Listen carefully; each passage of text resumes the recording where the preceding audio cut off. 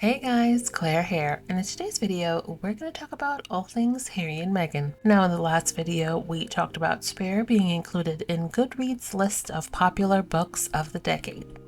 We soon found out that Harry's book is also included in Time's Best Books of 2023. So congratulations to Prince Harry. We also saw photos of Meghan and a friend doing a little bit of pre-holiday shopping, and the friend in question is Kelly McKee. Now, Kelly is the co-founder of the Alliance of Moms. Now, the goal of the Alliance for Moms is to assist youth in foster care system who are pregnant and or parenting. Now, last year, Harry and Meghan made a donation to that organization in honor of Kelly's late son, George. And apparently the photos are from last Friday, but of course the UK tabloids saw fit to release them on Charles's birthday. And of course the trolls were up in arms, stating that Meghan is attempting to overshadow the king.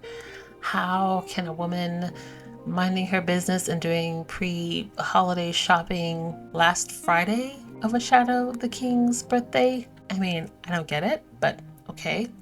Also, isn't it weird that when William decided to schedule his Earthshot award in Singapore, the same time that his father would be giving his first parliamentary speech as the reigning monarch, yet no one was accusing William of trying to overshadow his father?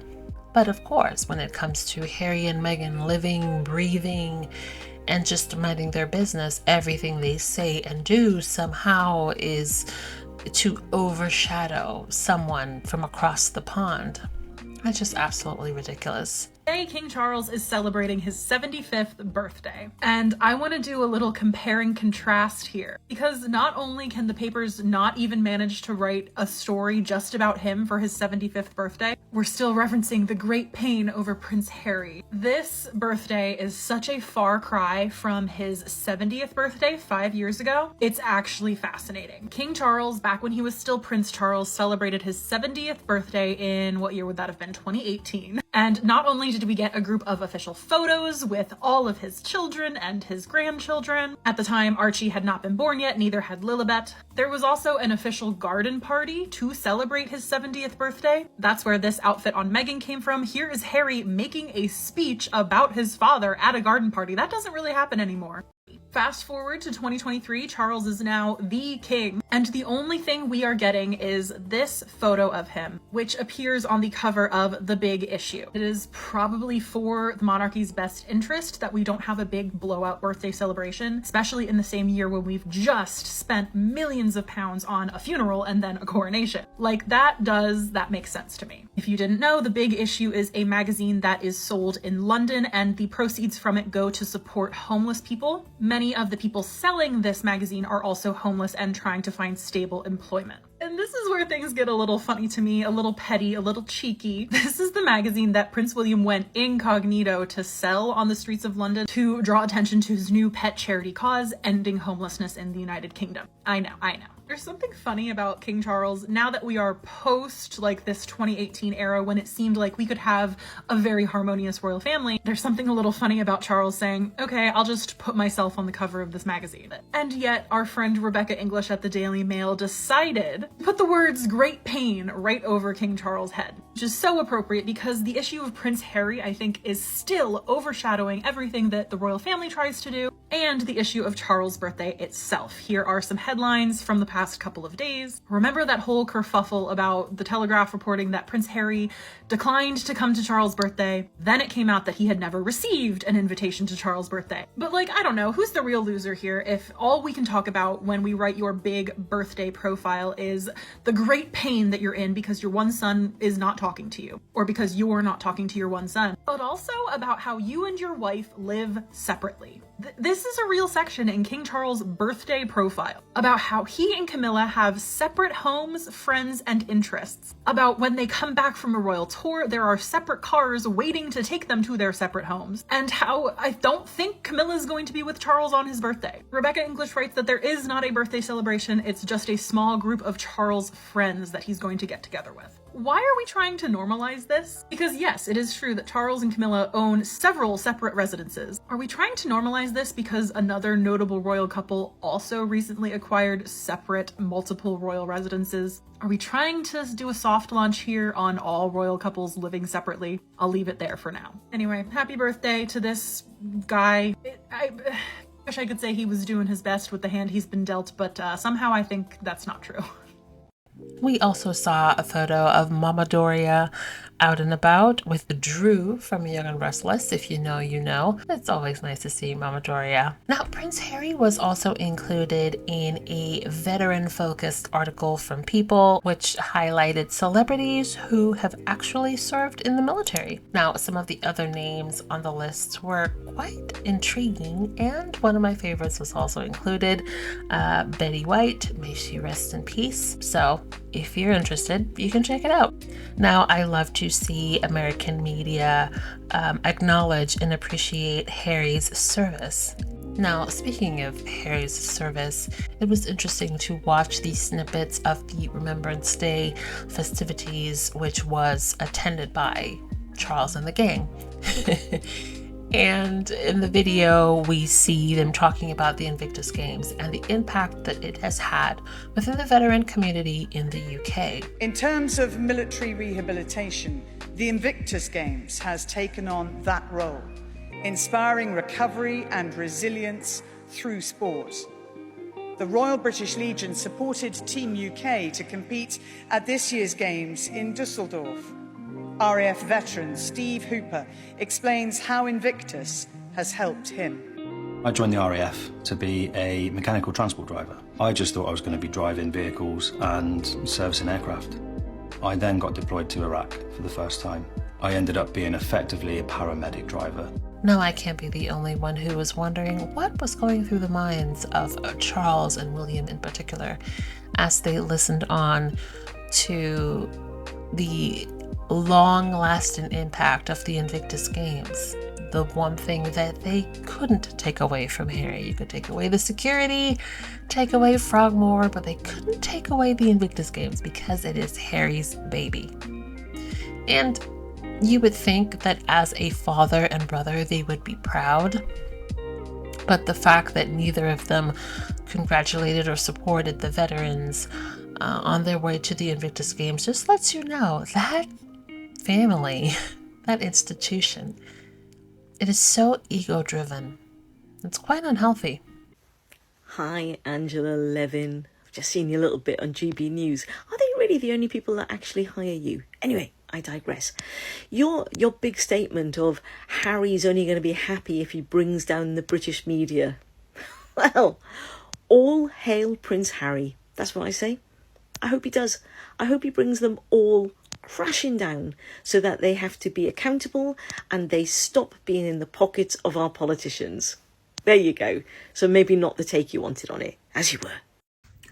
Meghan Markle and Prince Harry's names allegedly banned at Charles's birthday party. Well, hello and welcome to another episode of In Royal News. Let's get started. If you are unaware, the King's birthday is tomorrow, November 14th, or if you are viewing this after, then it was November 14th. Yes, he is a fellow Scorpio. I am a Scorpio, though I am an October Scorpio, and we're a bit different. So let's talk about this. According to a report by Express, and I quote, "Any discussions involving the Duke and Duchess of Sussex have been banned at not one, but two of King Charles's 75th birthday celebrations. The Express can report." Key phrase. Sources reveal that aides are so afraid, so fraud, and I quote, that the dreaded H or M words will spill out in front of the king that they have quietly told members of the household to ensure that their names are never mentioned in front of His Majesty. Not two people living their life causing such a frenzy. The king is expected to hold a reception at Clarence House tomorrow on his actual birthday, November 14th. However, he is making an appearance today on November 13th in Highgrove. At Highgrove. Y'all forgive me, it's been a while.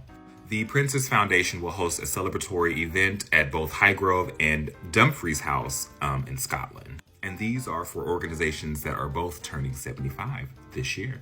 The article goes to state how King Charles does not want to be overshadowed by unmentionables on his day. We already know how His Majesty feels about people overshadowing him. He takes them out! I also want to add that the article goes on to state, and I quote, because I'm quoting everything, he doesn't want the day to be overshadowed by people who aren't there. The unmentionables, as staff now calls them.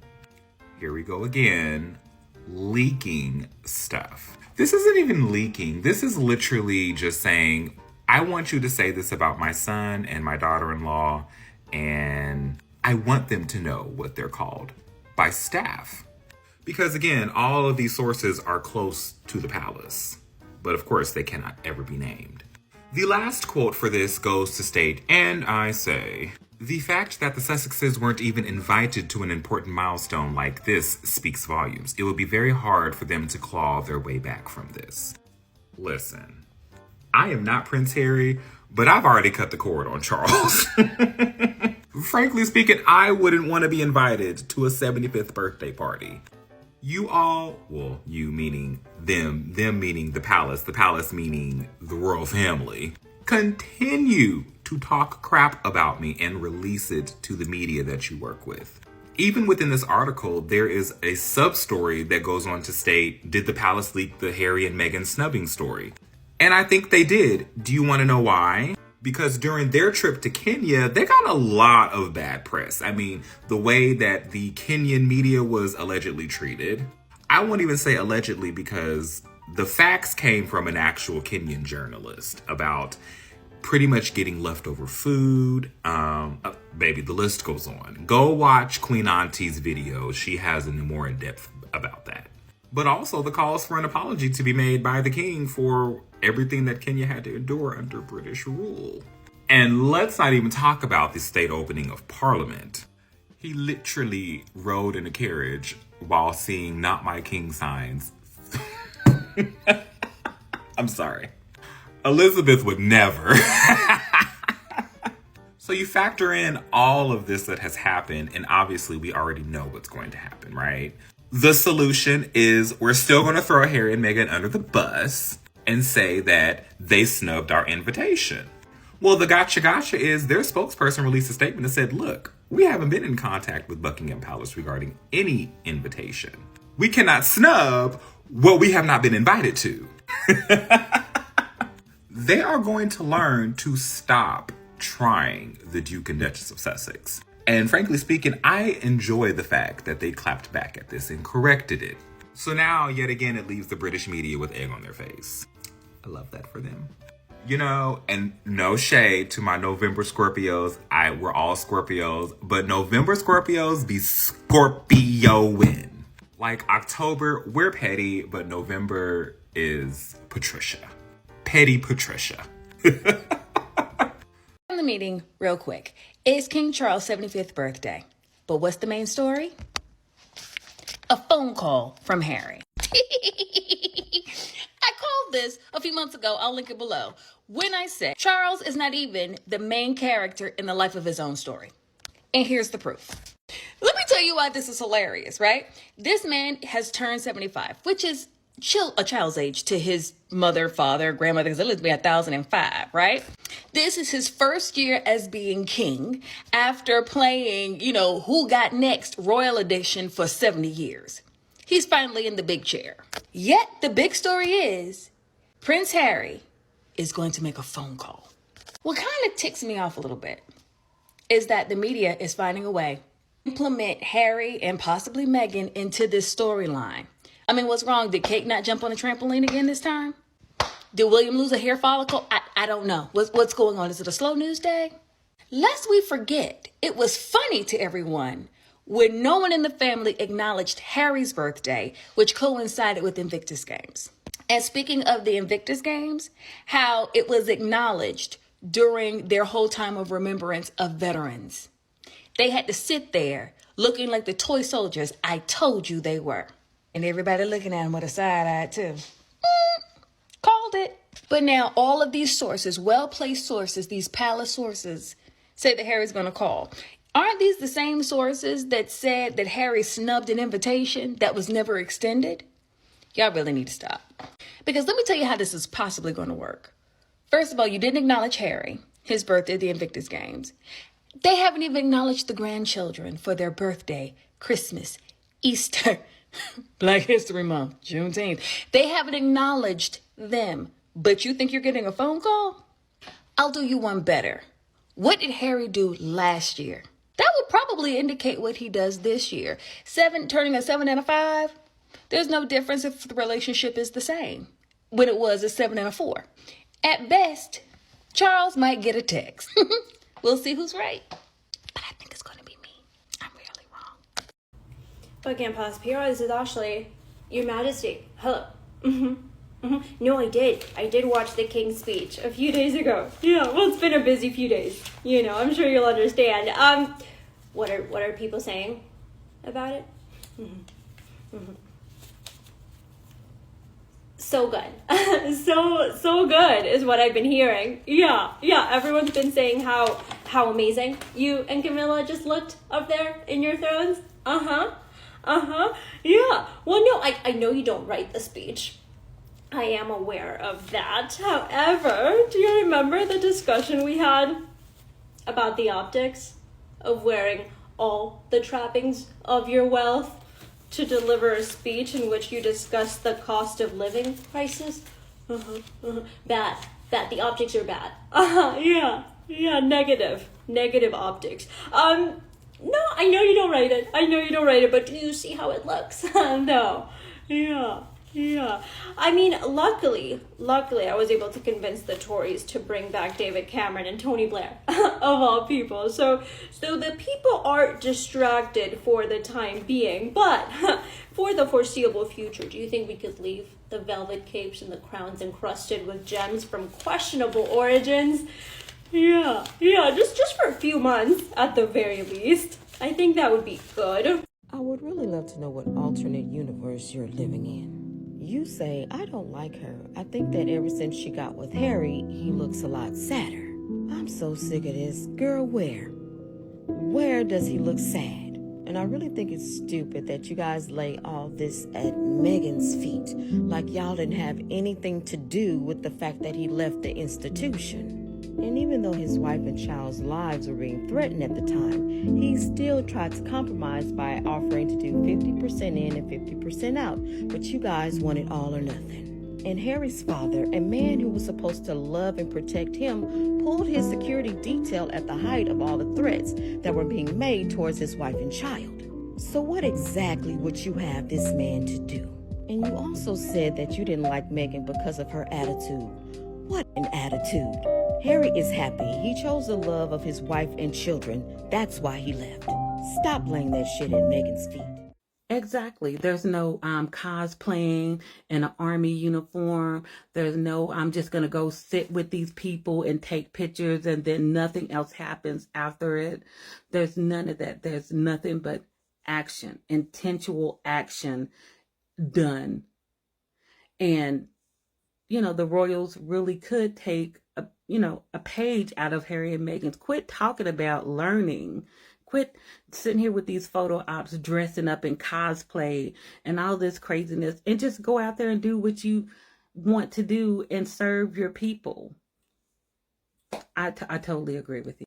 In honor of Veterans Day tomorrow, I thought I'd make a video about all the activities that Prince Harry and Meghan Markle were up to this week, since they all pertain to our military families. So on October 8th, Prince Harry and Meghan Markle visited Camp Pendleton in San Diego, where they spent the morning talking to veterans, active duty service members, and their families. As stated on the Archwell Foundation's website, they spent part of their time with Operation Biggs, a first-of-its-kind mentoring program for children of military families, including active duty, veteran, and Gold Star families. Mentors and mentees shared how mentorship is supporting their goals and ambitions, as well as the benefits of the community they have built through Operation Big. You can pause here to read the rest. Prince Harry wore a red poppy pin, which we always see members of the British royal family wear during Remembrance Day, and it is a symbol of both remembrance and hope for a peaceful future. Now, Meghan, on the other hand, wore a blue Carolina Herrera sweater, and despite not wearing a poppy pin herself, this sweater actually has embroidered poppies on it. And for me, this is the perfect example of what I mean when I say royals dress with intention.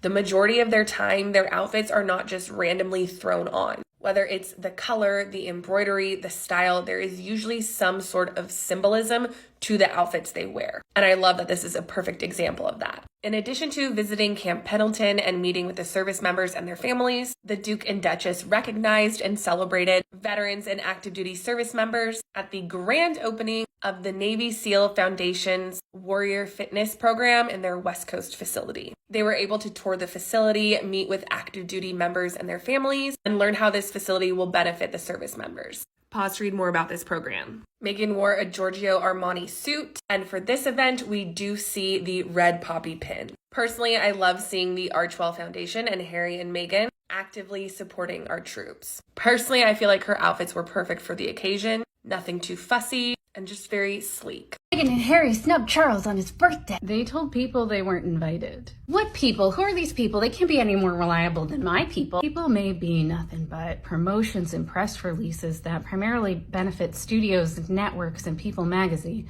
But I'll take a quoted rep over an anonymous palace source any day. They're still not coming, and that's bad. Why? It makes Charles really sad. Then you should have invited them. They have to be the ones that reach out and make peace. Why do they need to be the ones to reach out? Charles the one that cut them off. Come on, we have to write something about this party. Why don't you tell me something that's actually going to be at this party? It's a 73-year-old's birthday party. It's so boring. Thanks for watching. Don't forget to like and subscribe. Also, hit that notification bell.